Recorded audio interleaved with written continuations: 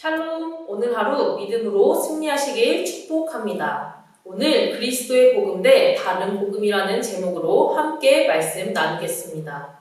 갈라디아서는 사도 바울이 갈라디아 교회에 쓴 논쟁적인 편지입니다. 갈라디아 성도들은 교회 안에 들어온 다른 복음에 미혹되어 혼란에 빠져 있었습니다.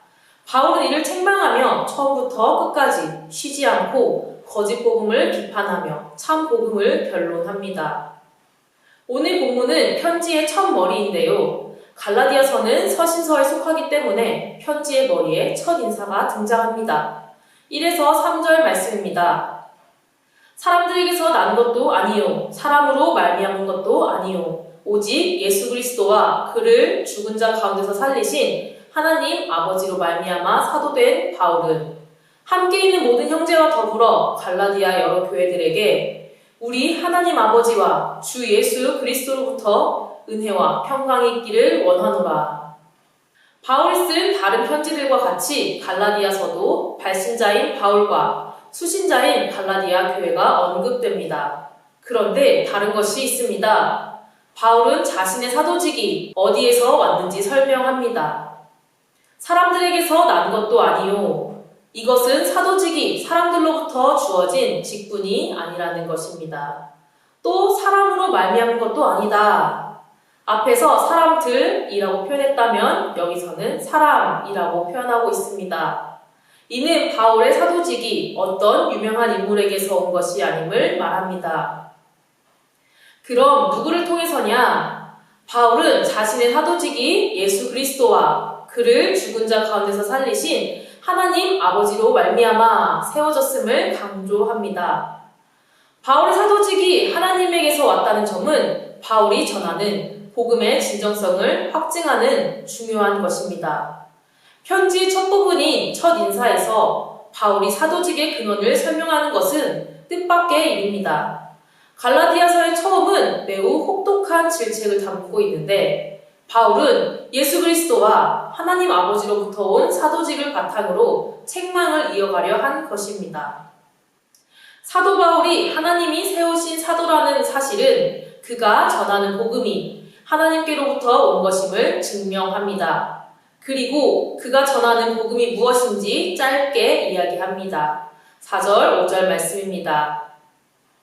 그리스도께서 하나님 곧 우리 아버지의 뜻을 따라 이 악한 세대에서 우리를 건지시려고 우리 죄를 대속하기 위하여 자기 몸을 주셨으니 영광이 그에게 세세토록 있을지어다. 아멘. 4절은 예수 그리스도의 구원 사역을 정리하고 그 안에 담긴 하나님의 뜻을 전합니다. 여기서 바울은 세 가지 내용을 전달하고 있는데요. 첫째, 예수 그리스도의 속죄하심입니다. 예수님은 우리 죄를 위해 자기 자신을 주셨습니다. 예수님의 십자가 사역은 우리 죄를 대속하는 사역입니다. 둘째, 악한 세상으로부터 우리를 건지시는 사역입니다. 십자가 대속은 악한 세상에서 우리를 건지기 위한 구체적 목적을 가집니다.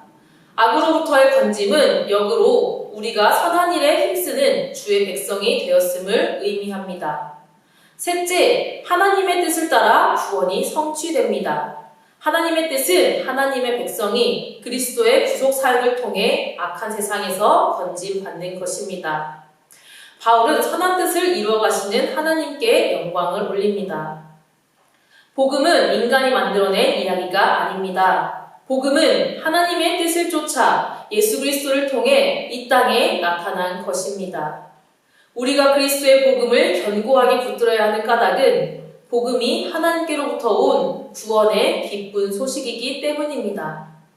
그러므로 예수 그리스도를 통해 영원한 구원의 복음을 주신 하나님께 세세토록 영광을 드려야 합니다. 예수 그리스도의 복음만이 우리가 하나님께로 갈 수 있는 유일한 길이며 영원한 생명을 얻는 통로입니다. 하나님이 주신 복음은 우리를 죄에서 건지는 데 부족함이 없습니다.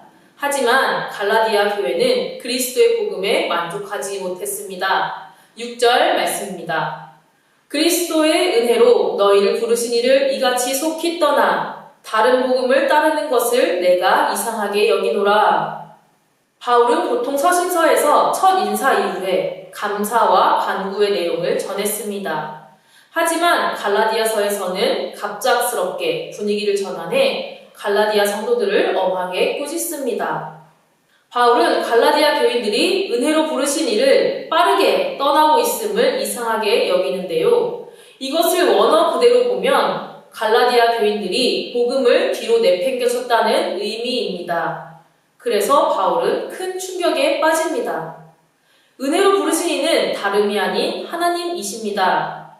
바울은 여기서 하나님의 부르심이 그냥이 아닌 은혜로 이루어진 것이라고 설명합니다. 은혜로는 부르심이 행위에 대한 보상이 아니라 선물로 값없이 주어진 것임을 의미합니다.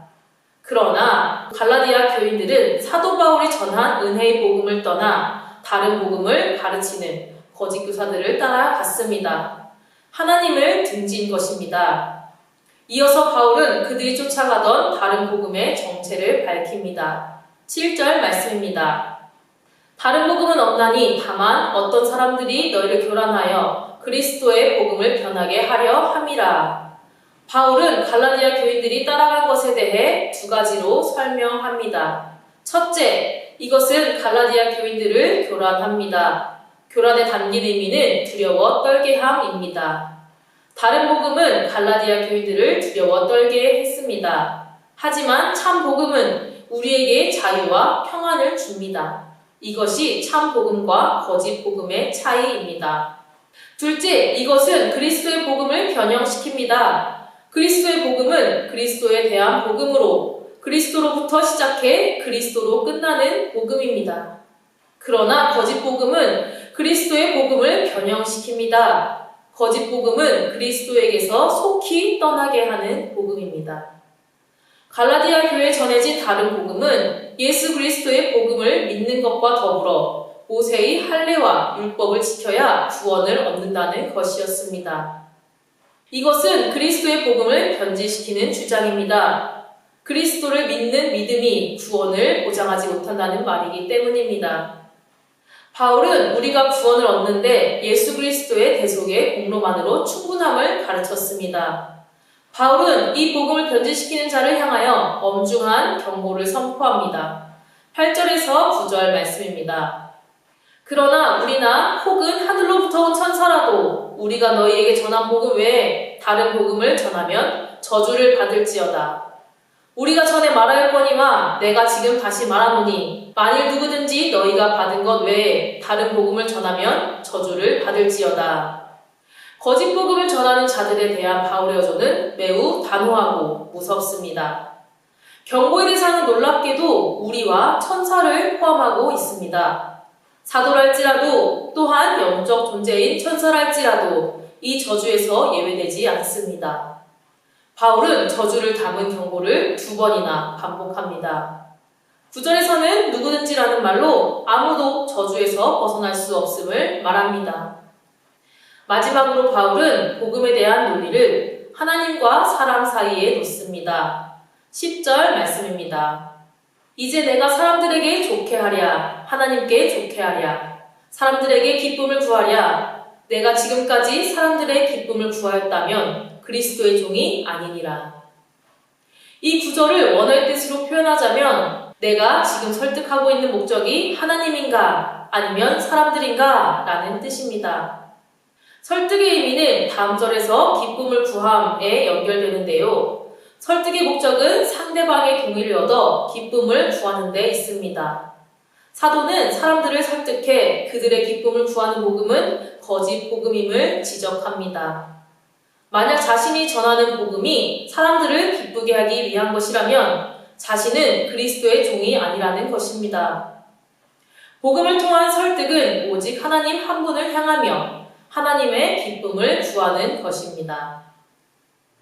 말씀을 정리합니다. 갈라디아 교회는 바울로부터 받은 복음에 대해 확고한 믿음을 갖지 못했습니다. 그들은 거짓 복음의 미혹에 쉽게 흔들렸습니다. 그리스도의 복음에 대한 분명한 이해와 확신이 없었기 때문입니다. 오늘날 수많은 이단과 거짓 교사들은 온갖 모습으로 복음을 뒤흔듭니다. 청하의 성도 여러분, 예수님만으로 충분하지 않은 것 같아 염려하며 다른 길을 찾지 마십시오. 그리고 기억하십시오. 그리스도의 대속만으로 우리의 구원은 완전합니다. 오직 믿음으로 하나님을 기쁘시게 하는 저와 여러분 되길 축복합니다.